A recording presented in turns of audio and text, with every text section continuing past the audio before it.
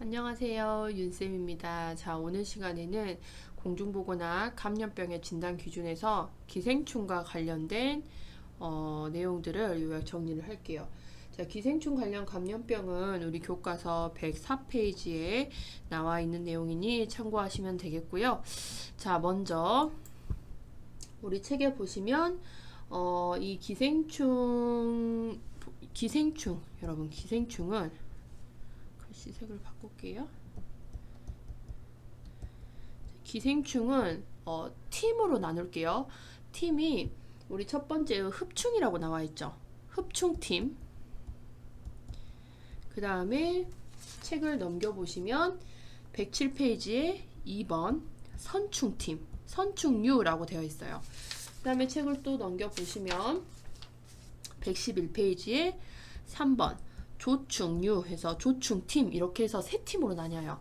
그래서 흡충팀에 있는 친구들, 선충팀에 있는 친구들, 조충팀에 있는 친구들, 이런 식으로 기억을 하셔야 되겠고, 먼저 이 흡충팀에 있는 친구들을 볼게요. 흡축이라는 거는 우리 몸에 흡착을 한다는 얘기예요. 우리 몸에 흡착을 해서 피를 쪽쪽, 우리의 영양분을 쭉쭉 빨아먹고 사는 애들을 흡충이라고 이야기를 합니다. 자, 그래서 104페이지 넘어와서 이제 흡충류를 먼저 볼게요. 흡충팀에 있는 친구들을 먼저 볼 건데, 자, 이 흡충팀에 있는 친구들을 보면 글씨를 조금 키우겠습니다. 흡충은 이렇게 생겨서 여기 입 주둥이 보이시죠?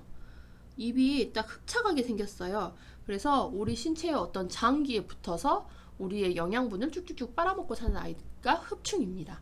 자, 여기서 제가 이제 공통이라고 써놨는데, 이 흡충은 대변에 충난을 해요. 충난이라는 거는 알을 낳는다는 거거든요. 그래서 이 흡충들이 자손을 번식하기 위해, 자식들을 막 번식하기 위해서 알을 낳는데, 이 알이 우리 사람의 똥에 이렇게 붙어가지고 나오게 되는 거죠. 그래서 이 노랗게 보이는 게 충난들이에요. 그래서 이 기생충 관리에서는 이 똥의 관리가 정말 중요하거든요. 그래서 기생충들은 이 똥에 알을 낳는 것을 굉장히 좋아하고요. 그래서 이 응가 관리를 잘 해야만 기생충 관련 감염병을 예방할 수가 있다라는 큰 개념을 좀 알고 계세요. 그래서 대변에 충난을 하고, 그 다음에 이 흡충들 같은 경우는요, 이제 먹어서 생겨요, 우리가. 어떤 음식 섭취, 물 섭취를 잘못했을 때 오염된, 흡충에 오염된 음식이나 물 같은 거 섭취를 했을 때 발생을 하고, 이 대변에 충난을 까기 때문에 분변, 응가에 대한 관리 잘해야 되겠죠. 그 다음에 물 끓여 마시는 거, 조리기구를 위생적으로 관리하는 거, 생식, 이거 생으로 먹는 거죠. 회를 떠먹는다든지 익혀서 먹지 않는 생식을 금지해야 되었고, 반드시 익혀서 먹고, 이때 흡충을 이제 때려잡기 위해 사용하는 약은 구충제 프라지컨텔이라는 약이 있습니다. 요거는 이제 흡충에서 공통 사항이에요. 그래서 우리가 흡충에 걸리는 경로는 요 대변 때문에 그렇거든요. 그러니까 충난이 이렇게 드글드글한 대변을 만약에, 요거는 사람도 감염이 될 수가 있는데 뭐 개라든지 고양이라든지 얘네들도 감염이 될 수 있어요. 그래서 충난이 이렇게 드글드글한 이런 똥 있죠. 충난이 막 이렇게 붙어 있어요. 충난이 막 이렇게 붙어 있는 똥을 이제 개가 이 흡충에 걸린 간흡충이나 뭐 이런 것들에 걸린 강아지나 고양이가 이렇게 지나가다가 강가에다 똥을 쌌어요. 그럼 이렇게 강물에 휩쓸려서 똥이 다 분해가 되면서 이 강물에 충들이 이렇게 떠다니겠죠. 충들이 떠다니면 이 강에 살고 있는 뭐 우렁이 친구라든지, 그다음에 강물에 살고 있는 다슬기 친구라든지, 얘네들이 요 안으로 이제 파고들게 되죠. 그리고 얘네들이 잡아먹기도 하고요. 자, 이렇게 되면서 또 이제 여기를 지나다니는 물고기들이 이 우렁이를 또 이렇게 먹게 되거나, 우렁이에 있던 것들이 또 이 물고기에 들어가는 거고, 그 다음에 아니면 여기 이렇게 강가에 있었던 친구들이 강에 살고 있는 개라든지 가재가 다슬기를 또 잡아먹고, 여기 있는 이 충이 또 개한테 옮겨갈 수 있고, 이런 과정을 통해서, 그리고 해서 최종적으로는 얘네들을 다 누가 잡아먹죠? 최종적으로는 우리 사람이 얘네들을 다 잡아먹으니까, 요 잡아먹었을 때 사람한테도 이렇게 충이 들어올 수가 있다라고 보시면 돼요. 이 개념을 좀 알고 계셔야 되겠죠? 자, 그래서 이제 보시면 먼저 흡충팀에는 간흡충이라는 친구가 있습니다. 그래서 좋아하는 장기가 간이에요. 그래서 간에 딱 달라붙어가지고 우리의 영양소를 빨아먹고 살죠. 그래서 얘를 다른 말로 간 디스토마라고 이야기를 합니다. 자, 얘 같은 경우에는 우리나라에 그 낙동강, 영산강, 금강, 한강 이렇게 해서 5대강 5개의 강 유역에서 주로 분포를 하고 특히 낙동강 유역에서 강 지역에서 많이 발생해요. 그런데 특히나 이제 낙동강 유역에서 강 주변에서 토착적으로 이 강 주변에서만 발생하는 것을 토착적이다, 토착적인 발생이다 라고 이야기를 하죠. 그래서 토착적으로 발생한다는 특징이 있고요. 자, 그 다음에 배변에서 충난이 아까 말했죠. 요 응가에서 충난이 알이 강이나 연못에 도달을 해요. 이렇게 물에 쓸려 나가가지고 이렇게 물에 떠 있어요. 그러면 제1 중간 숙주인 우렁이에게 이 충난들이 먹히고요. 자, 이렇게 먹힌 우렁이 제2 중간 숙주, 우렁이 옆을 지나가던 이제 민물고기, 담수어, 이런 민물고기, 담수어에 살을 파고 얘네들 또 들어갈 수가 있어요. 아니면 얘가 이제 잡아먹던지. 그래서 감염된 물고기를 먹거나 이제 생식한 우리 최종적인 숙주인 사람이 이렇게 간 디스토마에 걸리게 되는 거예요. 그래서 여기서 중요한 건 여러분 뭐냐면 이 충난이 1숙주, 2숙주, 최종 숙주까지 전달하는 과정이 중요한데 특히 이렇게 중간에 있는 숙주 있죠. 간흡충 중에 제1 숙주는 무엇입니까? 제2 숙주는 무엇입니까? 이런 식의 유형의 국가고시 문제가 출제되고 있어요. 그래서 간흡충 중에 제1 중간 숙주 뭐다? 새우렁이, 우렁이 이렇게 보시면 돼요. 우렁이, 강에 사는 우렁이. 그 다음에 우렁이 옆을 지나가던 민물고기가 2숙주죠. 그래서 우렁이랑 민물고기 다 잡아먹는 최종의 숙주는 뭐예요? 사람이잖아요. 그래서 최종으로 사람이 걸리게 되는데 사람 같은 경우에는 보통 시험에 출제되지 않고요. 이렇게 중간에서 전달하는 중간 숙주의 역할들이 시험에는 잘 나오고 있습니다. 자, 그래서 이렇게 물고기를 잡아먹는 게 사람인데 이 물고기를 잘 익혀서 먹거나 튀겨서 먹거나 삶아서 먹으면 문제가 안 돼요. 자, 이 물고기를 생식, 회라고 하죠. 회라든지 아니면은 이제 더러운 불결한 조리법, 더러운 도마, 더러운 칼 이런 걸로 조리해서 사용을 한다, 조리해서 먹었다든지 이랬을 경우에 덜 익혀서 먹었다든지 이랬을 경우에 간 흡충증이 사람에게 최종적으로 들어갑니다. 그래서 여러분 중요한 건 뭐다? 요 제1 중간 숙주, 제2 중간 숙주 요거를 잘 기억을 하셔야 돼요. 자, 결론적으로는 간 흡충증은 간을 좋아하기 때문에 그래서 간에서 기생, 살아요. 간에서 살고요. 자, 증상은 뭐냐면 어찌됐든 간에 사람이 물고기를 먹어서 생기는 거죠. 먹어요. 먹는 그 경로를 우리는 소화기계라고 하잖아요. 그래서 먹는 기계, 먹는 경로, 이 소화기계로 들어가서 증상이 발생을 합니다. 그래서 소화기계의 증상 여러분 뭐 있어요? 이게 감염증 같은 거니까 당연히 뭐 열은 나는 거고요. 오심, 속이 울렁울렁 거리면서 막 토하려고 하고, 구토, 입맛 없는 식욕부진, 이런 것들. 그래서 소화기계 증상 이런 것들은 다 외우실 필요 없어요. 그냥 소화기계 증상 먹어서 생긴 문제니까 소화기계 증상으로 기억을 하시고 열나요. 감염돼서 열날 수도 있겠고요. 아래 위로 쫙쫙쫙 싸죠. 구토하고 설사하고 배도 아플 수도 있어요. 이런 것들은 그냥 기본적인 소화기계 증상으로 생각을 하시면 되고 굳이 외우려고는 하지 마세요. 자, 그런데 우리 여기 지금 간에 흡충을 한다 했잖아요. 간이라고 하는 것은 간이 나빠지면 우리 황달 오는 거 배우셨죠? 성인에서 간이 나빠지면 황달이 올 수가 있겠고 간이 나빠지면 간이 굳어가는 간경화 같은 것들이 또 사이드로 발생을 할 수 있다. 이렇게 알아두시면 돼요. 근데 여기서 제일 중요한 거 간 흡충 중에 중간 숙주 1, 2 중간 숙주로 짝지어진 것으로 맞는 것은 이게 진짜 잘 나와요. 그래서 간 흡충 중에 중간 숙주, 제1 중간 숙주, 우렁이 옆을 지나가는 민물고기를 또 멋진 말로 담수어라고 이야기를 하겠습니다. 그래서 이 부분이 제일 중요하다라고 보시면 되겠고, 자, 이제 흡충팀에서 간흡충증 봤고요. 저 흡충충에서 또 누굴 보셔야 되냐? 폐흡충을 보셔야 됩니다. 폐. 자, 얘는 폐를 좋아하니까 폐흡충이에요. 폐에 붙어가지고 영양소를 쫙쫙쫙 빨아먹고 사는 친구. 그래서 얘는 다른 말로 폐디스토마라고도 합니다. 자, 얘는 특징이요. 특징 자체가 전국적으로 발생을 합니다. 특히 우리나라는 산간 지역에서 많이 발병을 하거든요. 산간 지역에서 발견했으나 지금은 전국 각지에서 발견이 돼요. 그 다음에 뭐 일본이라든지 대만이라든지 필리핀, 중국에서도 드문 이렇게 산발적으로 발생을 합니다. 그래서 전국적으로 드문드문 발생하는 거. 드문드문. 딱 어느 지역에서만 발생을 하면 토착적, 어떤 강지역 이렇게 하면 딱 그런 특이적인 지역에서 발생하는 거를 토착적이라고 한다면, 이렇게 전국적으로 여기서도 발생하고 저기서도 발생하고 뭐 나라마다 여기 이 나라 저 나라 이렇게 드문드문 발생하는 걸 산발적 드문드문 발생한다 라고 보시면 돼요. 그래서 얘는 산발적인 발생을 하고요. 자, 얘는 이 충난이 얘는 이제 대변에만 있는 게 아니라 가래에도 있어요. 자, 요건 밑에 가서 설명을 드릴 건데, 충난이 가래에도 존재를 합니다. 가래와 대변. 그래서 폐흡충증에 걸린 사람이 강을 지나가다가 가래를 확 하고 팩 하고 뱉었어요. 이 주변에다가.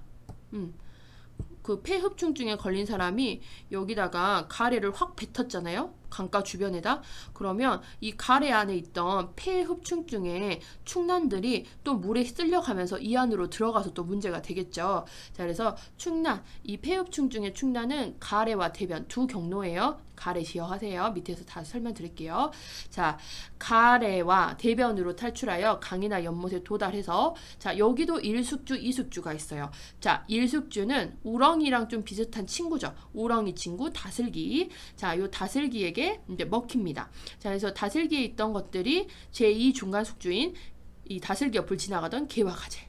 다슬기를 개와 가재가 막 뜯어 먹어요. 그러면서 다슬기 안에 있었던 이 충들이 개와 가재한테 가는 거죠. 그래서 민물 가재, 민물 개 이런 것들을 얘기를 해요, 여러분. 바다 가재 이런 거 말고 민물, 강이라든지 우리 이 연못 이런 데 사는 개 있잖아요. 이런 민물 가재, 민물 개 얘네들이 오염됩니다. 그래서 여기서도 중요한 숙주는 누구냐? 이거예요. 제1 중간숙주 다슬기, 제2 중간숙주 개와 가재. 자, 여러분, 이 다슬기와 개 가재를 최종적으로 잡아먹는 상위 포식자 누구죠? 결론은 사람입니다. 최종 숙주는 사람이 되는 거고요. 자, 요 최종 숙주 사람이 요것들을 어떻게 먹었을 때? 생식. 그래서 막 참게장, 가재장 이런 거 있잖아요. 얘네들을 이제 생으로 먹었을 때 잘 익혀 먹고 잘 튀겨 먹고 잘 삶아 먹어요. 뜨거운 불에 조리를 잘해서 먹으면 문제가 안 돼요. 익혀 먹으면. 그런데 이제 생으로 먹었을 때가 문제가 되는 거고, 아까와 같이 깨끗하지 못한 도마, 깨끗하지 못한 칼 이런 불결한 조리법으로, 그 다음에 손을 씻지 않고 더러운 손으로 막 이렇게 조리를 했을 때 이런 식으로 사람이 최종적으로 이렇게 감염이 될 수 있는 게 폐디스토마예요. 자, 그래서 이제 폐디스토마는 좀 특징적인 게, 아까 우리 간흡충증은 바로 간으로 가서 기생을 했잖아요.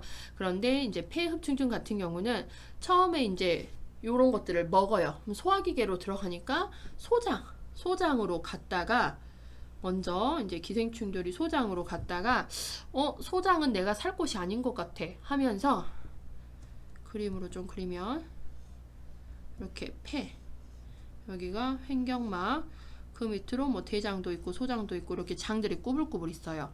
그래서 소장에 이렇게 얘네가 먼저 들어와서 정착을 했어요. 그런데 소장은 내가 살만한 곳이 아니네 라고 하면서 횡격막을 뚫고 폐로 이동을 합니다. 징한 놈들이죠. 그래서 이렇게 폐로 가서 기생을 해요. 그래서 소장에 있을 때는 소화기계 증상이 나타나고요. 그 다음에 폐는 호흡기계잖아요. 폐로 가게 되면은 호흡기계 증상이 나타나는 그런 특징도 있습니다. 그래서 소화기계는 뭐 열나고 토하고 위아래로 싸고 토하고 설사하고 배 아프고, 호흡기 증상은 감기처럼 기침하고 그 다음에 가래 나오고 이런 거예요. 그래서 이렇게 얘네가 결론은 폐에서 기생을 하니까 가래 같은 게 생성이 되면서 이 가래에 충난들이 섞이게 되는 거예요.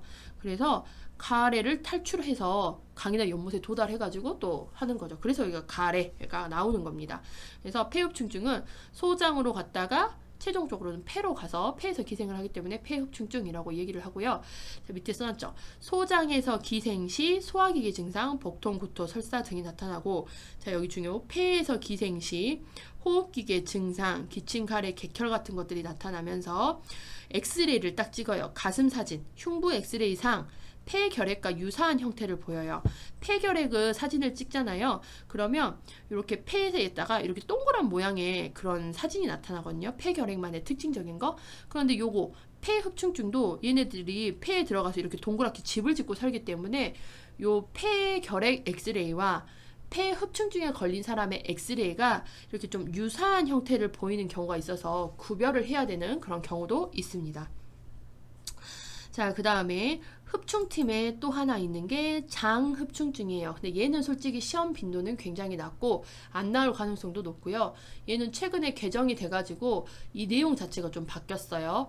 근데 얘는 거의 시험에 나오고 있지는 않습니다. 흡충팀에서는 간흡충과 폐흡충이 제일 잘 나오니까 요거 두 개만이라도 잘 알고 계시면 되겠고, 요 중간 숙주들 잘 기억하세요. 자, 장흡충은 특징적 동남아시아의 따뜻한 지방, 따뜻한 지방에서 주로 이제 발생을 하고요. 이 장흡충증을 일으키는 실질적인 흡충의 이름은 약간 일본틱해요. 요코가와 흡충, 요코가와입니다. 그래서 요 요코가와라는 팁이 나오면 장흡충증 바로 찾으셔야 되겠죠. 그래서 따뜻한 지방의 요코가와 흡충에 의해서 감염되면 장흡충증이라고 부르고요. 장을 좋아해서 장흡충증, 장에 기생을 하는 거죠. 자, 얘 같은 경우는 이제 민물고기라든지 오염된 칼, 도마 등을 통해서 얘 또한 경구 감염이 되니까 입으로 먹어서 생겼어요. 그러니까 증상도 소화기계 증상 이렇게 보시면 돼요. 그래서 토하고 그 다음에 설사하고 구토하고 식욕부진 있고 이런 것들이 발생을 합니다. 굳이 증상에서 발효로심, 구토 이런 것들 다 외우지 마세요. 그냥 소화기계 증상 크게 기억하시면 되겠습니다. 자, 그래서 여러분 정리하면은 우리가 기생충 팀에는 세 팀이 있었다겠죠. 기생충 팀에는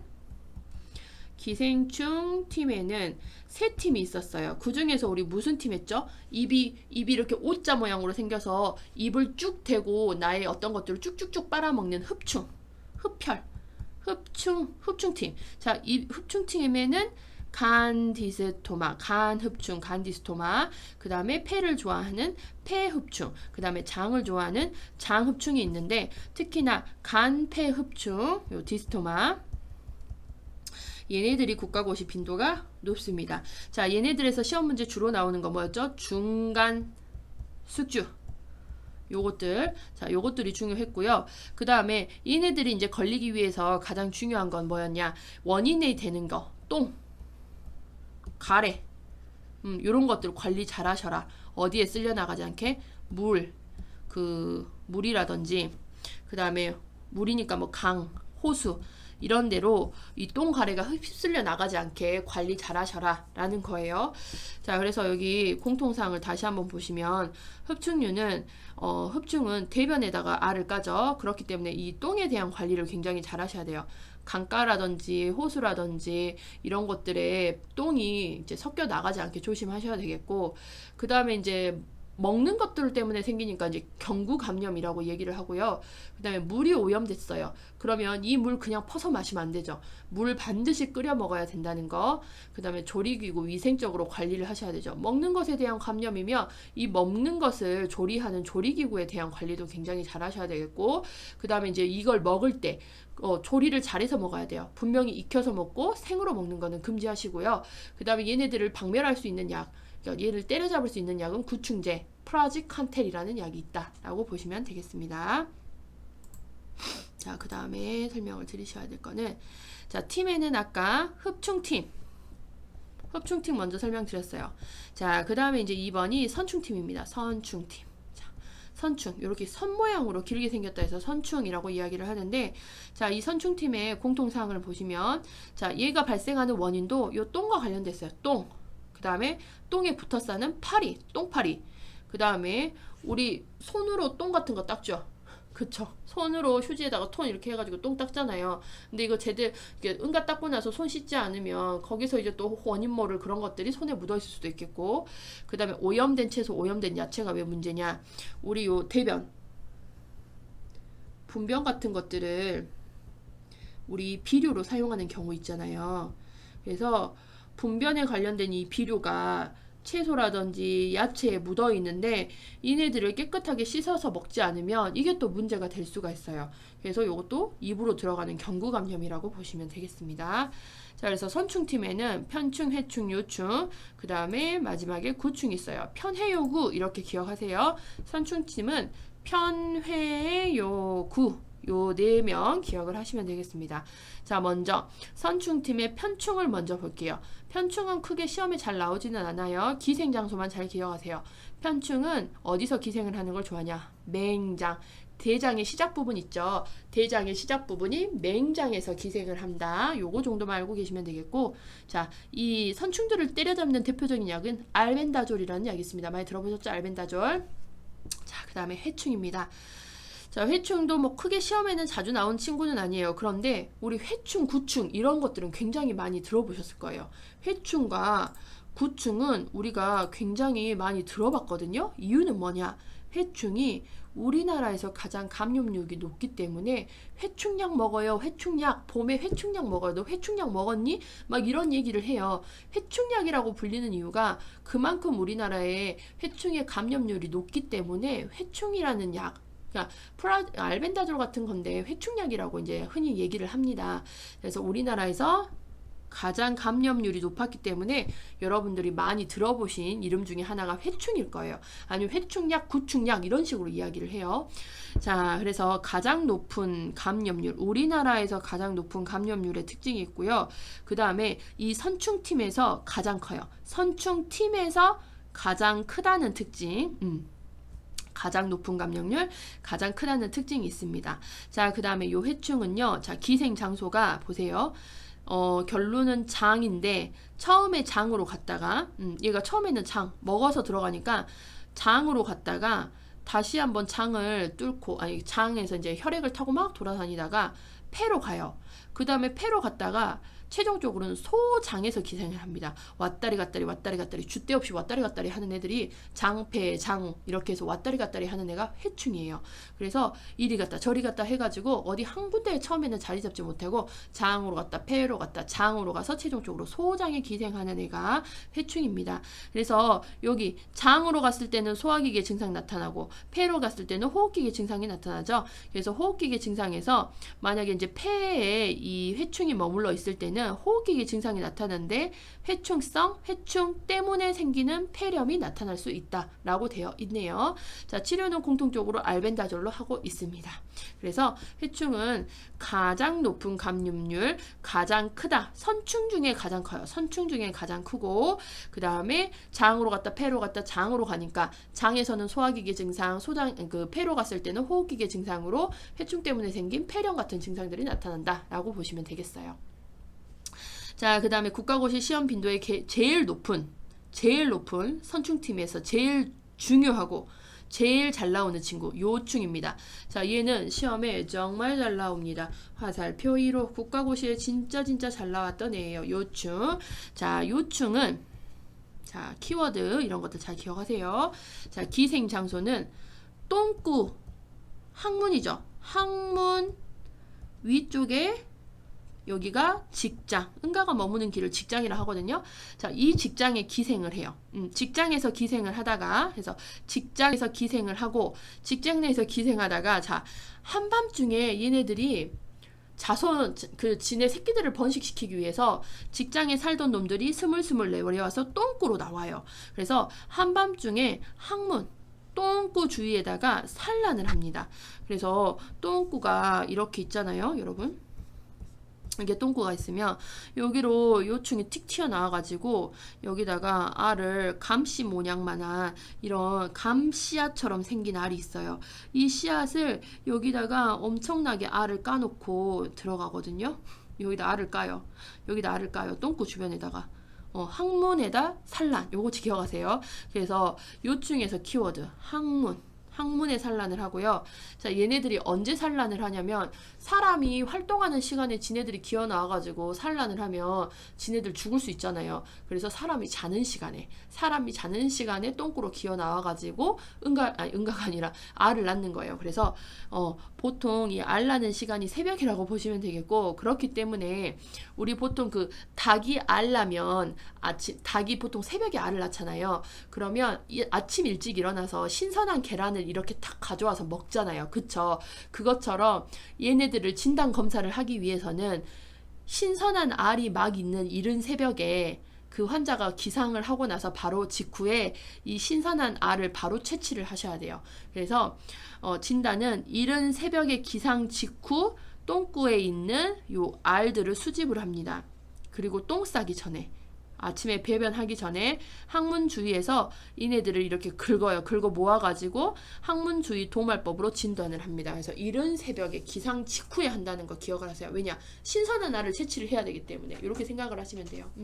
신선하고 많은 양의 알을 채취해야 정확한 검사를 할 수가 있기 때문에, 우리 아까 제가 달걀이랑 설명하기에는 닭에서 달걀이랑 좀 비교해서 설명하기는 좀 더러운 부분이긴 하지만, 그래도 그런 식으로 신선하게 많은 것을 채취하기 위해 이렇게 보시면 되겠습니다. 자, 증상. 항문 주변에다가 이렇게 알을 낳아놓은 상태이기 때문에 항문 주위가 대부분 가려워요. 소양증, 가려움증 심하고, 특히 우리 어린이에게서 발생 빈도가 높은데, 이 가려움증이 심하면 우리 아이들이 똥구멍을 긁으면서 잠을 잘 못 자거든요. 그래서 막 불면증, 그 다음에 잠을 이제 잘 못 자다 보니까 잠자는 도중에 소변 실수 같은 야뇨증, 그 다음에 신경이 굉장히 예민해집니다. 잠 못 자면 우리 예민해지잖아요. 신경과민증, 그 다음에 잠을 푹 못 자니까 악몽, 이런 것들, 소양증 때문에 나타나는 것들, 이렇게 보시면 돼요. 불편감 때문에 이런 것들이 나타나는 거고, 자, 예방을 보시면 중요한 거, 손을 깨끗이 씻어야 돼요. 똥구가 가려우니까 우리 애들이 여기 똥구 주변을 막 손으로 긁거든요. 그러면 이렇게 긁었을 때 손톱 밑에 이 알들이 다 껴있다고 보시면 돼요. 자, 그래서 손을 깨끗이 씻어야 돼요. 손을 깨끗이 씻고 손톱은 짧게 잘라야 돼요. 왜냐? 손톱 밑에 끼지 않게 하기 위해서.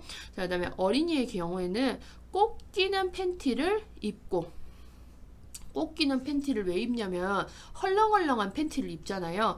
그러면 이 똥꼬에 있었던 알이라든지 그 다음에 요충이 기어 나와가지고 회음부라든지 생식기계 있잖아요. 생식기계로 기어 들어가 버릴 수가 있기 때문에 얘네들을 차단하기 위해서 꼭 끼는 팬티를 입습니다.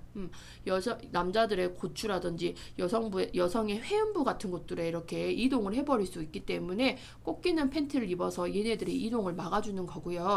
그 다음에 가려움이 있는 경우에는 얘를 똥구에 직접적으로 손을 넣어서 긁기보다는 옷 위에서 긁도록 해서 손에 묻어 있는 거, 손에 묻지 않게 하는 거죠. 만약에 이거 손으로 똥구를 긁었어요. 근데 이걸 손을 씻지 않고 막 애기가 엄마 입에다가 막 손도 넣고 밥도 먹고, 그 다음에 뭐 물건 같은 거 만지고 다니고 수건 같은 거 같이 쓰는데 거기다 문대고 이렇게 문질렀어요. 문지르고 하면은 이거를 이제 수건을 같이 쓰는 가족들이 다 감염이 될 수가 있는 거고, 엄마 입에 손 넣었어요. 엄마 입으로 들어가서 또 될 수가 있는 거잖아요. 이거 생각하면서 하면 되게 더럽거든요. 아무튼 그래서 긁으려면은 옷 위에서 긁도록 하고요. 속옷에 묻어 있을 수 있기 때문에 속옷을 삶아야 돼요. 속옷 삶고, 그 다음에 가족 모두 검사를 해야 되는 이유는 왜죠? 아까 같이 수건 같은 거는 공동으로 사용을 하는데, 이렇게 애가 손에 이미 이런 요충에 알 같은 것들이 이렇게 묻어 있는 상태에서 수건을 이렇게 만졌어요. 그러면 가족들이 이 수건을 모두 돌려 쓰고 가족들에게도 옮겨갈 수가 있겠죠. 그러니까 가족 모두 검사를 하셔야 됩니다. 그 다음에 얘네들 때려잡기 위해서는 구충제를 복용하는데, 이 구충제가 알벤다졸이 되겠어요. 그래서 요충에서 기억을 하셔야 되는 거는 특히 항문이라는 키워드, 그 다음에 얘네가 새벽에 알을 낳잖아요. 그렇기 때문에 검사를 할 때는 이른 새벽에 검사를 신선하게 하고, 신선하게 다량의 양을 검사를 하고, 그 다음에 이 항문에 알을 낳으면 가려움증이 발생을 해요. 가려움증이 때문에 우리 아이들이 잠을 잘 못 자요. 특히 요충증은 아이들에게서 많이 발생을 합니다. 그래서 불면증, 저녁에 자다가 소변 보는 야뇨증, 잠을 못 자니까 신경 과민해지고, 그 다음에 잠을 제대로 못 자니까 막 악몽 같은 거 꾸고 이런 것들이 발생을 하는 거죠. 다 소양증 때문에 그런다는 거 보시고, 그 다음에 손 깨끗이 씻고, 그 다음에 속옷 삶아 입고, 속옷을 삶기, 그 다음에 긁을 거면 속옷 위에서 긁어라, 옷 위에서 긁도록 하고, 그 다음에 가족 모두 검사해야 되고, 그 다음에 꼭 끼는 팬티, 이런 것들 키워드 나오면 요증이라고 보시면 되겠습니다. 자, 그 다음에 마지막이 구충이죠. 자, 그래서 우리 선충팀에서 마지막이 구충이고요. 자, 구충도 많이 들어보셨어요. 한국에서는 구충제라고 이야기를 하고 회충약이라고 이야기를 하거든요. 자, 구충은 뭐냐? 구충은 십이지장충 또는 체독벌레라고도 이야기를 합니다. 요 같은 이름으로 많이 알아주세요. 구충, 십이지장충, 체독벌레. 십이지장을 좋아해서 십이지장충이라고 해요. 십이지장에서 기생을 하고요. 그 다음에 벌레에 묻어있다고 해서 벌레, 체독벌레라고도, 벌레에 묻어있는 게 아니라 채소에 묻어있다고 해서 체독벌레라고 이야기를 하죠. 자, 그래서 얘네는 기생장소 12지장, 그러니까 12지장충이라고 하고요. 자, 여기서 기억하셔야 할 구충의 전파 경로는 두 가지예요. 유일하게 두 가지 경로를 가지고 있습니다. 대부분의 우리 기생충의 경로들은 이 경구로 다 먹어서 입으로 들어가서 생겼잖아요. 경구로 이렇게 오염이 됐는데 경구로 전파가 됐었죠. 그런데 구충 같은 경우는 이제 경구로도 돼요. 경구로도 침입을 하지만 경구로도 침입을 하는데 피부를 뚫고도 들어가요. 징한 놈이죠. 징해요, 이것들은. 그래서 피부를 뚫고도 들어가는 놈이어서 경로가 유일하게 두 개여서 이 피부를 여러분 좀 잘 기억을 하세요. 키워드 피부예요. 자, 그래서 전파 경로가 유일하게 두 가지고요. 오염된 흙. 요 구충이 드글드글한 흙. 구충에 오염된 흙 위를 맨발로 다닐 경우에 그 피부를 뚫고 얘네들이 들어가서 발생을 하겠고, 그 다음에 아까 체독벌레라 했죠. 채소에 붙어 있어요. 채소 등에 붙어 있는 것을 우리가 깨끗하게 씻어 먹지 않고 그냥 막 먹었을 때 입을 통해서 경구 침입이 돼서 경구 감염이 될 수가 있습니다. 자, 그래서 예방을 보시면 우리 인분, 이거 비료로 사용하죠. 밭에 비료 사용하잖아요. 이 비료를 인분으로 사용하는 작업장에서는 사람의 똥을 비료로 사용하는 작업장에서는 특히 맨발로 피부 노출을 삼가하고, 그러니까 인분을 사용하는 작업장 하면은 우리 논이라든지 밭이라든지 과수원이라든지 이런데 비료 줄 때 이런 거 사용할 수 있잖아요. 그럴 때 이 논밭에서 일을 할 때 피부가 노출돼서 일을 하시면 이 피부를 뚫고 이 구충들의 감염이 될 수가 있다는 거죠. 그래서 피부 노출 삼가해야 돼요. 그래서 긴팔, 긴 바지 입고, 그다음에 반드시 신발 신고 일하셔야 되겠고, 채소, 밭, 흙밭, 이거를 맨발로 다니지 마세요. 그래서 반드시 신발 신고 장화 신고 돌아다니셔야 되겠죠. 맨발로 침입하는 것을 금합니다. 그래서 신발 신기라고 되어 있어요. 그래서 구충의 키워드는 뭐냐면 여러분, 요 체독벌레라는 거, 십이지장충이라는 같은 이름으로 좀 기억을 하시고, 얘네는 경로가 두 가지예요. 특히 피부를 뚫고 들어가니까 맨발로 돌아다니지 마세요. 그 다음에 신발 신으세요. 피부 노출 삼가하세요. 이런 키워드가 나오면 구충이라고 보시면 되겠습니다. 자, 그 다음에 이제 그래서 우리가 여러분 이제 선충팀도 끝냈어요. 편회요구 선충팀 끝냈고, 그 다음에 이제 마지막 팀이 조충팀인데, 이 조충은 촌스러운 조충 이렇게 기억하시면 돼요. 조충은 촌스러운 조충 이렇게 기억하시면 돼요. 그래서 조충은 다른 말로 촌충이라고도 부르거든요. 자, 촌충 하면 여기 제가 이제 이미지 캡처해 왔는데, 소장에 자리 잡으면 7m까지 자라는 발칙한 놈이라고 되어 있죠. 7m까지 자란대요. 엄청나게 길게 자라요, 여러분. 7m. 엄청나게 길죠. 그래서 이 조충 자체는 여러분 특징이 하나 기억하셔야 될 게, 조충의 특징.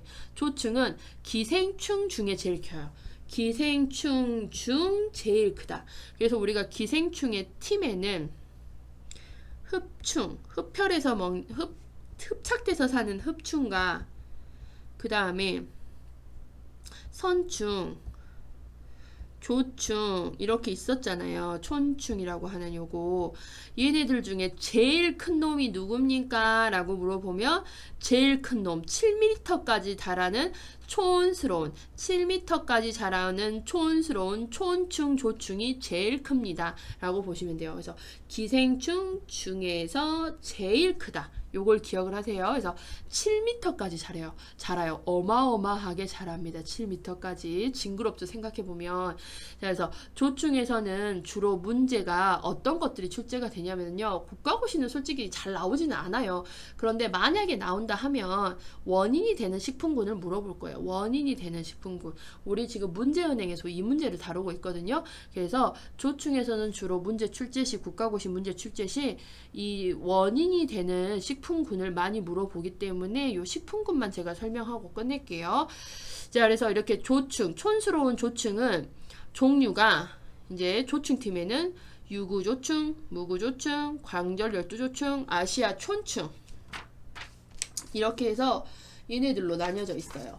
그 다음에 하나가 더 있을 거거든요. 우리 보시면 구충증이 있고 요건 아니네요. 자, 그래서 아무튼 조충, 촌충은 종류가 유구조충. 자, 유구조충은 있을 유자예요. 뭐가 있어요? 입이 있어요. 입이 있는 조충이에요. 여기 보면 입 있죠? 입이 있는 조충이고 이 입에 여기 보시면 뾰족하게 갈고리가 있어요. 그래서 입이 있고 입 안에 갈고리, 이빨이라고 생각하게요. 입이 있으면서 갈고리가 있다 해서 갈고리 촌충이라고도 부릅니다.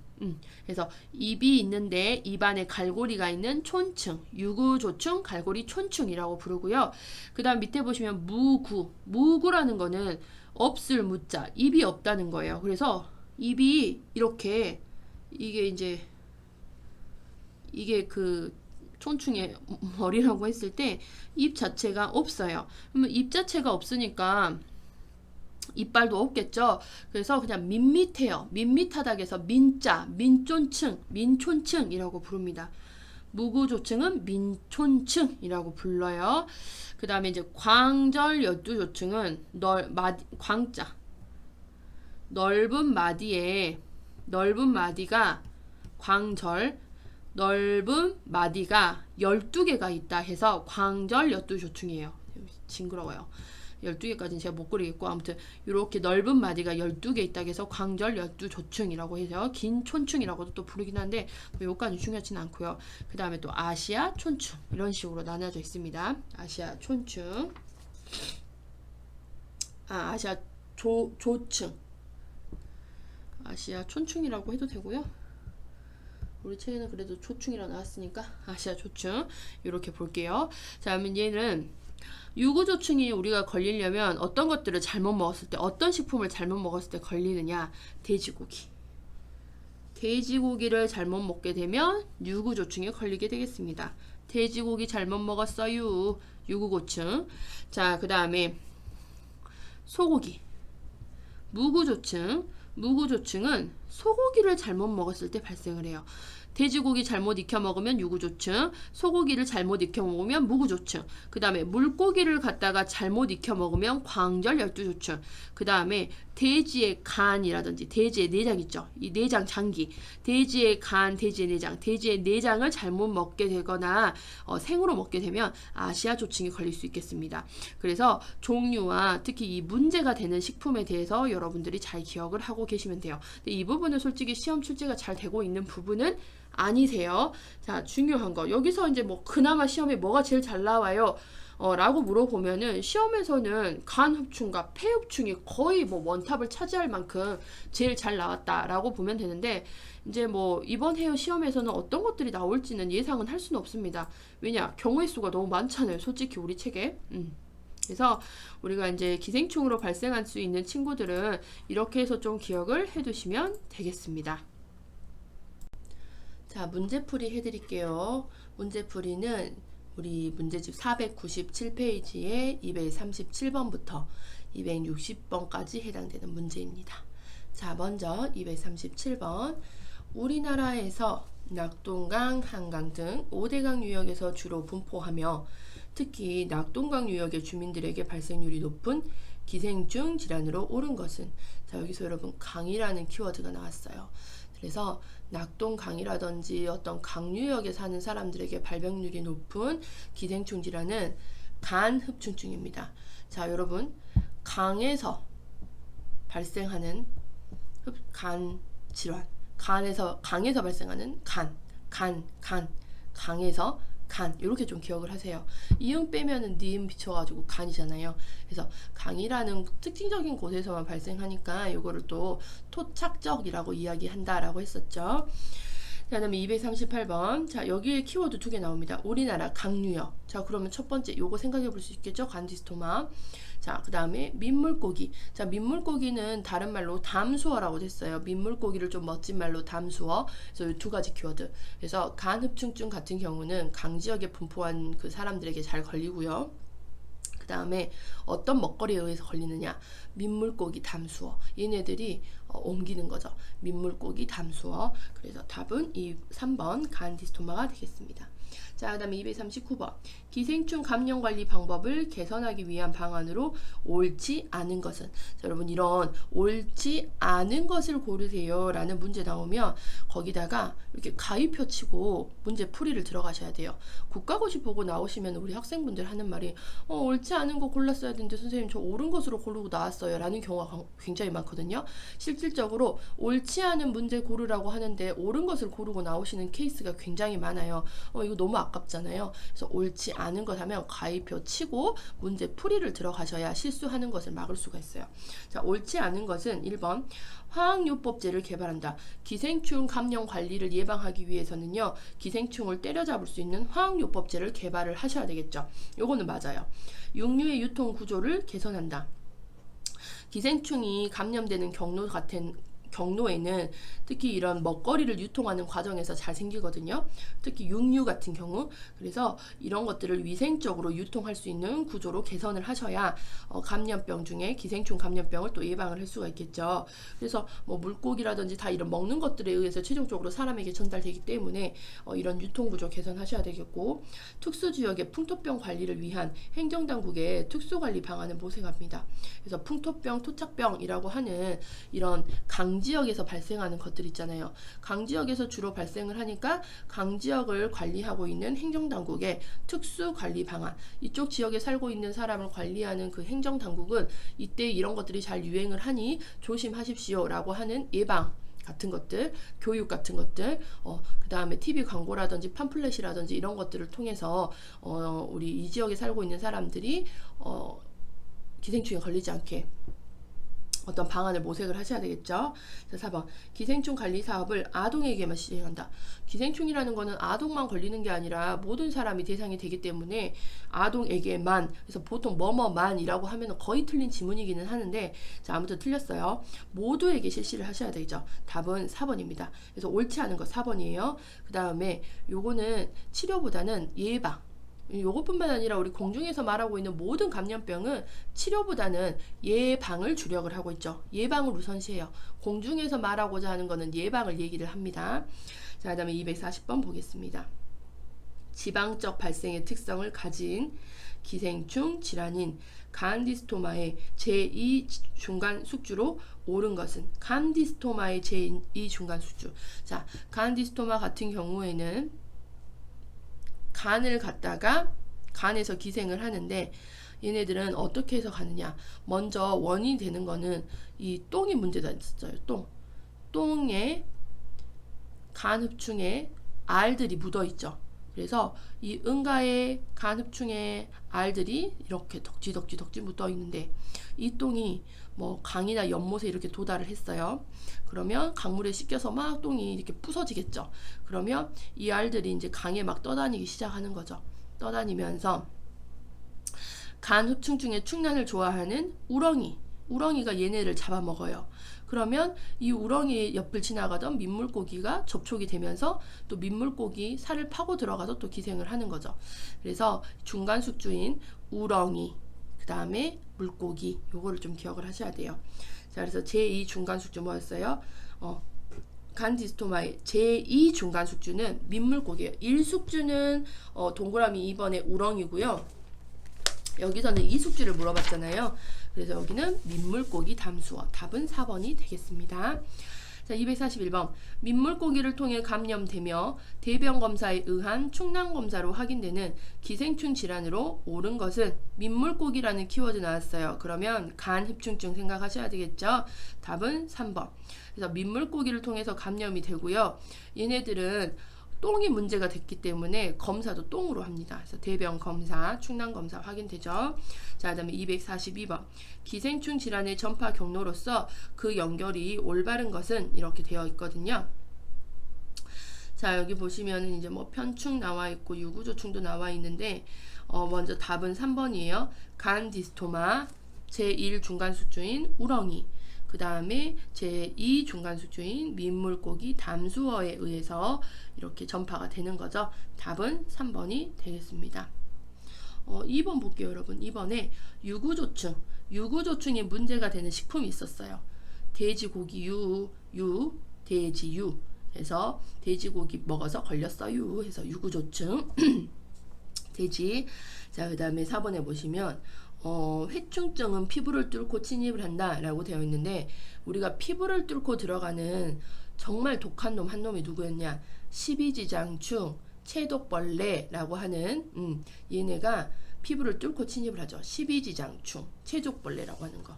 그래서 여기 보면은 십이지장충, 체독벌레, 구충이라고 하는 친구여서 같은 이름으로 다 불리죠. 얘네는 전파 경로가 두 가지였어요. 피부를 뚫고 들어간다는 특징. 그래서 요거는 이제 피부라는 키워드가 나오면 십이지장충. 자, 그다음에 5번에 보시면 페디스토마. 자, 페디스토마는 간흡충 말고 이제 페디스토마 같은 경우 폐흡충증은 우렁이 친구 다슬기 옆을 지나가던 개와 가재, 얘네들이 숙주가 되죠. 그래서 페디스토마는 참개가 아니라 다슬기, 그 다음에 그 다슬기 아니라 참개, 민물가재. 그래서 중간 숙주들이 다슬기와 민물가재, 개 이렇게 되겠습니다. 자, 243번. 페디스토마의 제2 중간 숙주. 페디스토마 뭐였죠? 제2 중간 숙주? 다슬기, 그 다음에 개와 가재인데 이 중간 숙주니까 개와 가재입니다. 답은 1번이 되겠죠. 자, 244번. 다음 중 연결이 잘못된 것은? 자, 잘못된 것 해도 가위표 치고 들어가세요. 자, 회충증, 야채. 맞아요. 우리 편해요구. 선충에 의해서 걸릴 수 있는 편해요, 마지막에 구 이렇게 있잖아요. 편해요구. 얘네들은 보시면 오염된 야채, 오염된 채소 이런 것들이 문제가 되거든요. 그래서 야채, 그 다음에 간디스토마 담수어 물고기, 그 다음에 3번 뇌염, 일본 뇌염, 모기, 빨간집 모기라는 친구 때문에 되는 거고, 장티푸스, 수인성 감염병의 대표적인 게 장티푸스죠. 이 장티푸스는 파리 중에 똥파리 있죠? 똥파리 생각하시면 돼요. 자, 그다음 5번에 페디스토마, 돼지고기 이렇게 되어 있는데, 페디스토마는 뭐와 관련되어 있죠? 페디스토마 우렁이 친구의 다슬기와 그다음 다슬기 옆을 지나가던 개와 가재가 문제가 되는 거죠. 그래서 잘못 연결된 것은 5번이 되겠습니다. 자, 그다음에 245번. 기침을 동반하며 X선상 폐결핵과 흡사한 소견을 보이는 기생충 질환은, 요거는 이제 답은 1번 페디스토마거든요. 자, 페디스토마 같은 경우는 얘네가 이제 기생하는 장소가 최종적으로는 폐예요. 그런데 이제 들어가는 곳은 이 페디스토마 폐흡충증이 들어갈 때는 먼저 소화기계를 통해서 들어가기 때문에 처음에 얘네가 도착하는 장소는 소화기계의 장이에요. 장. 처음에는 소화기계로 들어가서 장으로 들어간 다음에 장에 있다가 얘네들이 이곳은 내가 살 곳이 아닌데 라고 하면서 횡격막을 뚫고 이렇게 폐로 이동을 한다고 했습니다. 그러면 소화기계에 있을 때는 소화기계 증상이 나타나고 폐에 있을 때는 이제 호흡기계 증상이 나타나는 거죠. 그래서 이 호흡기계 증상의 대표적인 게 이제 뭐 가래 같은 것들이 나온다든지, 그 다음에 폐결핵도 이렇게 집을 동그랗게 짓고 사는데, 우리 페디스토마, 폐흡충증이라는 친구도 폐로 기어 들어가서 이렇게 집을 동그랗게 만들고 살아요. 그래서 엑스레이를 찍었을 때 얘가 폐결핵인가? 아니면 폐흡충증인가? 좀 애매꼴랑한 경우가 있어요. 그래서 폐결핵과 흡사한 이 엑스레이 소견을 보이는 친구가 폐흡충증, 페디스토마라고 하는 친구예요. 왜냐? 얘의 특성은 장으로 갔다 다시 횡격막을 뚫고 폐에 최종적으로 기생을 하기 때문에 폐에 기생하는 친구, 폐결핵과 흡사한 소견을 보인다. 요걸 잘 기억하세요, 여러분. 그래서 폐에 기생을 하게 되면 흉부 엑스레이상 폐결핵과 유사한 형태의 이 동그란 집의 모양을 볼 수가 있어요. 자, 그 다음에 246번을 보겠습니다. 다른 동물에 살지 않고 주로 사람의 소장에 기생하면서 요코가와 흡충. 요코가와 흡충이라는 여러분 키워드 나왔어요. 약간 일본틱스럽다라고 제가 얘기 드렸죠. 요코가와 흡충 감염에 의해서 장내 기생충 질환. 요코가와 흡충 나오면 여러분 장흡충증. 그래서 우리 흡충의 또 마지막 친구가 장흡충증인데 얘는 요코가와라는 흡충 때문에 장흡충증이 발생을 해요. 그래서 요코가와라는 요 일본틱한 친구를 기억을 하셔라 라고 했고 여기에 또 하나의 키워드 따뜻한 지방 요거 이런 것들 기억하시면 되겠습니다. 자, 그 다음에 247번부터 회충 관련된 문제네요. 자 오염된 손과 파리를 매개체로 경구적으로 침입하여 소장에서 기생하는 기생충. 그래서 이렇게 오염된 손, 파리도 똥파리. 그 다음에 얘네들은 경구적으로 들어가요. 경구적으로 들어가서 소장에서 기생을 한대요. 그래서 소장에서 기생하는 게 뭐 있냐? 우리 회충이 소장에서 기생을 해요. 들어갈 때는 소화기계로 들어갔다가 장으로 갔다가 다시 한번 폐로 올라갔다가 최종으로는 최종 기생 장소가 소장이 되는 게 우리 회충증 이렇게 보시면 되겠습니다. 회충증. 자, 그다음에 248번. 기생충 질환을 예방하기 위한 대책으로 옳지 않은 것은 이라고 하면은 가위표 치고 들어가세요. 자, 1번. 도축장 위생 검사를 철저히 한다. 도축장, 소랑 돼지를 잡는 곳을 얘기를 하는데 이곳의 위생 검사를 철저히 하는 것들이 이곳에서 돼지라든지 소의 응가 있잖아요. 이런 응가들이 강물로 떠내려가서 강이랑 이런 데를 오염시키지 않게 하셔야 되겠잖아요. 그래서 이렇게 이 똥이 강이나 연못에 도달하면 안 돼요. 특히 돼지라든지 소 안에 소의 소화기 안에 그 다음에 돼지랑 소의 그 응가 안에도 이런 기생충들이 많이 살고 있잖아요. 그런데 이 기생충이 포함된 응가가 잘못 관리해서 강이나 연못에 도달하게 되면은 우리가 또 이 기생충 질환에 걸릴 수 있기 때문에 특히 도축장의 위생검사, 돼지와 소와 관련된 이런 곳의 관리를 철저히 하셔야 돼요. 2번 위생적인 식생활과 보건교육 실시한다. 특히 먹는 것들로 많이 걸리기 때문에 식생활 그 다음에 보건교육 할 때도 생으로 드시는 것보다는 익혀서 드세요. 그 다음에 칼이라든지 도마에 관리 잘하세요. 이런 것들 보건교육 실시하셔야 되죠. 민물고기, 바다 생선은 기생충 질환의 예방을 위하여 끓여 먹도록 한다. 그쵸? 그래서 특히 이런 기생충 질환에 걸리는 이유는 생으로 먹어서 그래요. 생식이 문제가 되거든요. 그래서 생식보다는 얘네들을 익혀서 먹는 거, 구워 먹고 삶아 먹고 완전히 익혀 먹는 것들이 중요하고요. 육류와 관련된 기생충 질환의 예방을 위해서는 육류를 끓여 먹도록 한다. 맞아요. 아까도 말씀드렸듯이 육류라든지 생선이라든지 얘네들을 생으로 먹는 것들이 다 문제가 돼요. 왜냐? 여기에 다 기생충이 드글드글 하거든요. 근데 요것들을 생식을 했다가는 걸릴 수가 있기 때문에 기생충을 박멸하기 위해서는 익혀서 먹으면 얘네들이 죽잖아요. 그래서 육류나 생선은 웬만하면 익혀서 드시는 게 좋겠죠. 자, 그 다음에 5번 생식 위주의 식사를 지향하고 채식주의의 식사를 권장한다. 생식 제가 제일 안 된다고 지금 계속 말씀드렸죠. 3번 4번 하시면서 생식 위주의 식사를 안 하셔야 되죠. 익혀 먹는 걸 하셔야 되고, 그 다음에 채식을 하더라도 그 채소에도 얘네들이 많이 살잖아요. 충들이. 그래서 채식을 하더라도 깨끗이 세척을 해서 드셔야 되겠죠. 답은 5번이 되겠습니다. 옳지 않은 거예요. 249번. 우리나라에서 가장 높은 감염률을 나타내는 회충. 가장 높은 감염률이라는 키워드 나왔습니다. 가장 높은 감염률 회충. 우리나라에서는 회충약 먹자 이런 식으로 얘기를 많이 하는 게 그만큼 우리나라에서는 회충 발생이 많았다는 거예요. 그래서 우리나라에서 가장 높은 감염률 회충. 그래서 이 회충에 대한 설명. 1번 선충 중에 가장 작은 충이다. 선충 중에 가장 큰 친구가 회충이었어요. 선충의 회장 이렇게 기억하세요. 선충의 회장 제일 큰 놈이 회충이다 이렇게 기억하시면 되겠고, 증상이 심한 경우 회충성 폐렴 등이 발생할 수 있다. 얘네들은 장으로 갔다 폐로 갔다 다시 장으로 가는데 중간에 폐를 한번 거쳐요. 그래서 이 회충이 장에서 기생을 할 때는 호흡기계 질환을 발생을 하거든요. 호흡기계 증상. 회충성 폐렴 기억하세요. 회충 때문에 생기는 폐렴 발생할 수 있습니다. 답은 2번. 왜냐 얘는 장으로 갔다 폐로 갔다 다시 장으로 가서 중간에 한번 폐를 갖다가 건드려요. 그래서 폐를 건드려지게 되면은 폐의 호흡기계 증상 중에 회충 때문에 생기는 폐렴, 회충성 폐렴이 발생할 수 있습니다. 답은 2번이고요. 3번 소변 검사를 통해서 진단한다. 기생충은 여러분 대부분 다 똥으로 검사한다 보시면 돼요. 왜냐 원인이 똥이기 때문에 소변이 아닌 똥. 자, 그 다음에 4번 어패류를 통해서 감염된다 라고 되어 있는데 회충 같은 경우에는 이 선충에 관련된 회충은 공통적으로 어패류는 상관없어요. 이 오염된 똥, 그 다음에 똥파리, 그 다음에 오염된 손, 얘네들 이런 것들을 다 오염된 손, 오염된 채소, 오염된 야채 이런 것들이 문제가 된다겠죠. 그래서 대변, 파리, 손, 채소, 야채 이런 것들을 기억을 하시면 되겠어요. 자, 5번 소아보다 성인에게 감염률이 높다라고 되어 있는데 뭐 어떤 질병이든 좀 소아에게 발병률이 훨씬 더 높죠. 왜냐면 우리 아이들은 면역이 더 낮잖아요.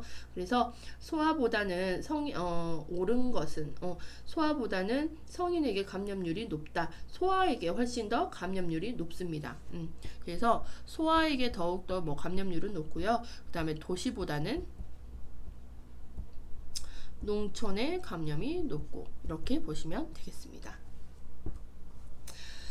자, 그 다음에 250번을 볼게요. 불결한 야채 섭취로 감염되는 기생충으로 옳지 않은 것은 야채로 이렇게 되는 것들은 선충 친구들이었어요. 그래서 선충 친구들은 편충, 회충, 편해, 요충, 그 다음에 구충, 편해, 요구 이걸 기억하시라 했거든요. 그래서 1번의 회충 이거 불결한 야채로 되는 거죠. 그 다음에 12지장충이 다른 말로 구충이었어요. 12지장충이 다른 말로 구충. 그렇기 때문에 얘도 야채로 되고 그 다음에 동양 모양 선충 얘는 제가 설명은 드리진 않았지만 얘도 야채로 됩니다.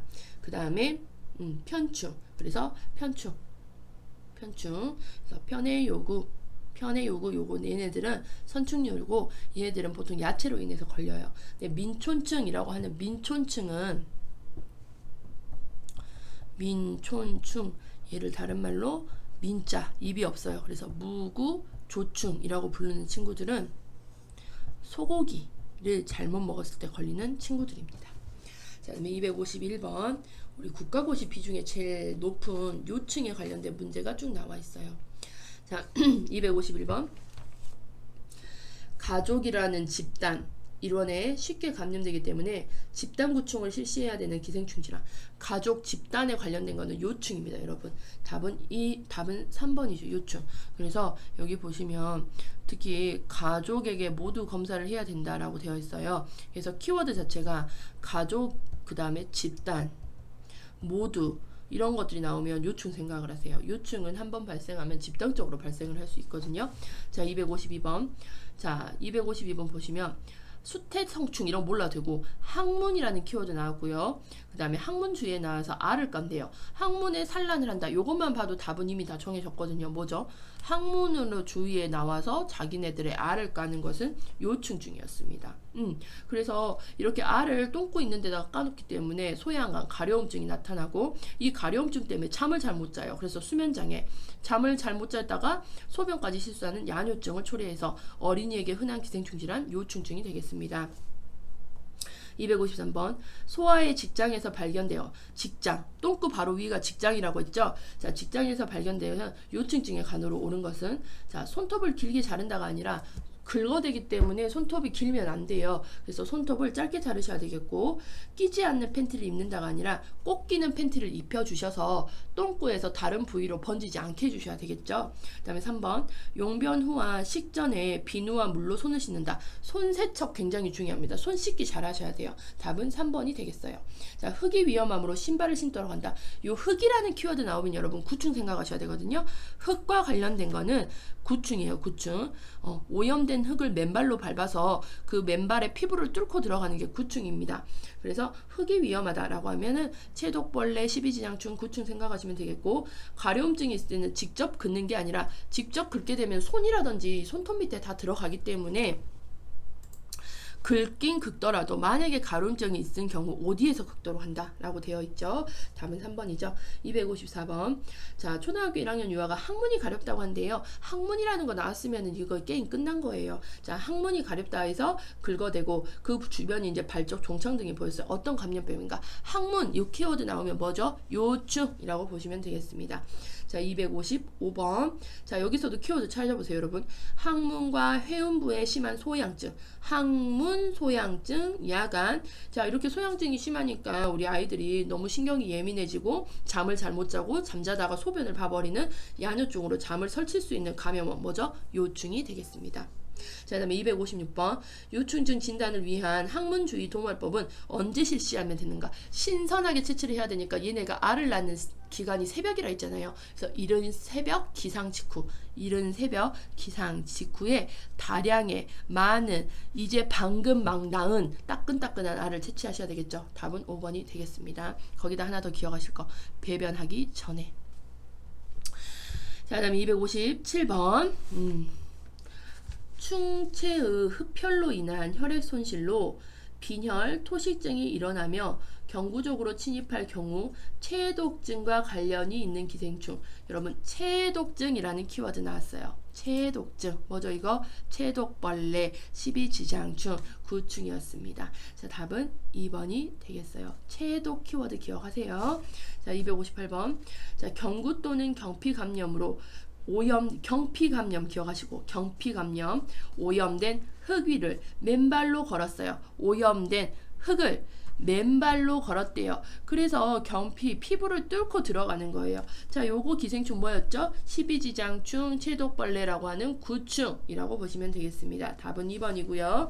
자, 259번 보시면, 자, 문제가 되는 식품이 돼지고기래요. 돼지고기를 덜 익혀서 섭취해서 발생하는 건 뭐였어요?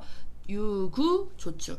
돼지고기를 설익어서 먹었을 때 걸리는 거, 유구조충. 유구조충은 입이 있는 친구예요. 근데 이 입이 있는 친구의 다른 말은 입안에 갈고리가 있다 해서 갈고리 촌충이라고도 불렀습니다. 자, 그 다음에 무구조충. 무구조충으로 나타나는 증상으로 옳지 않은 것은 이렇게 되어 있어요. 얘네들 다 먹어서 생기는 거거든요. 소고기를 덜 익혀서 먹었어요. 무구조충이라는 친구는 입 자체가 없어요. 입이 없으니까 이빨도 없으니까 그냥 밋밋하다 해서 민촌충이라고 불렀거든요. 자, 소고기 어디로 먹어요? 우리 입으로 먹으면 얘네 어디로 들어가요? 소화기계로 들어가잖아요. 자, 소화기계로 들어갔을 때 어떤 증상 발생하죠? 토하고 설사하고 오심구토 있고, 그 다음에 배도 아프고 열도 나고 이런 곤란이죠. 그래서 소화기계 증상, 왜 먹어서 생긴 거니까. 자, 돼지고기, 소고기, 물고기, 돼지의 간 다 먹어가지고 문제가 되는 친구들이니까 얘네들의 공통적인 증상은 소화기계 증상이 나타나요. 소화기계 증상. 그래서 소화기계 증상 아래 위로 쫙쫙쫙 싸죠. 토하고, 그 다음에 설사하고, 속이 막 울렁거리는 오심 증상 나타나고, 그 다음에 복통도 있을 거고, 기운도 없어요. 아래 위로 짝짝짝 싸니까 기운이 없고 입맛도 없을 거고, 그 다음에 체중도 막 감소할 수가 있겠죠. 그 다음에 감염증이니까 열이 발생을 하고, 이런 것들을 기억을 하시면 되는데, 소화기계 증상 크게 기억을 하세요. 자, 그래서 무구조증은 먹어서 나타나는 거기 때문에 답은 2번 호흡곤란. 호흡곤란은 이거 소화기계 증상이 아니라 어디 증상이죠? 소화기계 증상이 아니라 호흡기계 증상이잖아요. 먹어서 생긴 애들은 호흡기 증상 잘 발생하진 않아요. 답은 2번이 되겠습니다. 1번 보시면 급성 장폐색. 장이잖아요. 소화기계예요. 장폐색. 그 다음에 위장장애, 소화기계죠.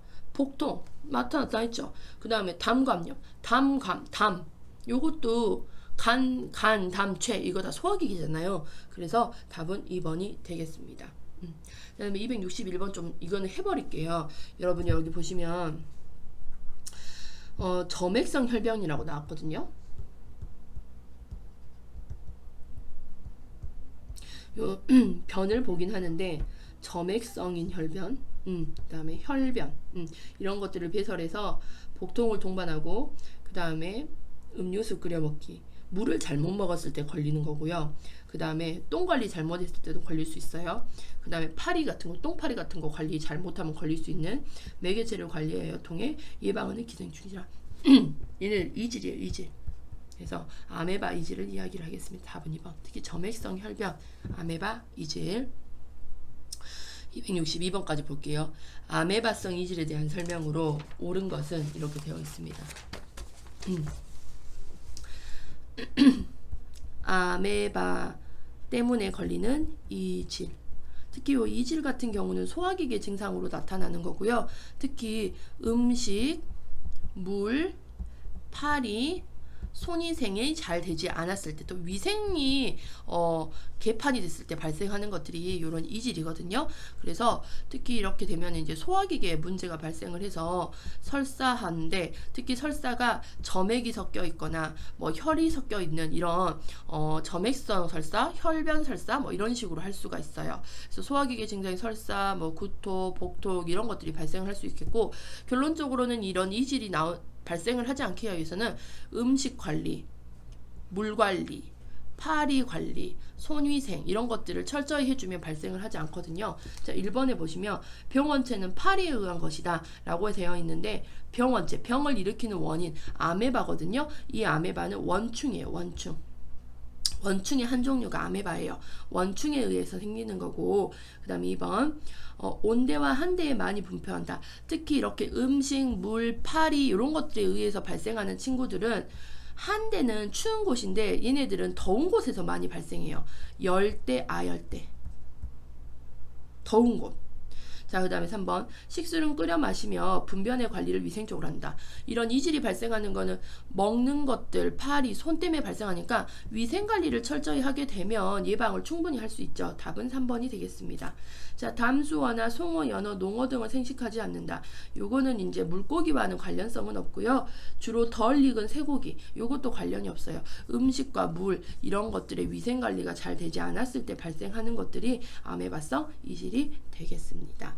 자, 그래서 답은 3번이 되겠고, 여기까지 해서 수업은 종료할게요. 수고하셨습니다. 제가 목소리가 중간에 이렇게 조금 변해서 듣는데 좀 거부감이 있을 수도 있는데 그 부분은 좀 이해를 해주세요. 오늘 목소리가 잘 돌아오지가 않아가지고 영상을 지금 3번째 끊어서 찍고 있는데도 불구하고 목소리가 지금 잘 돌아오질 않네요. 자, 오늘도 수고하셨고요. 여러분 다음 시간에 더 좋은 내용으로 만나 뵙겠습니다.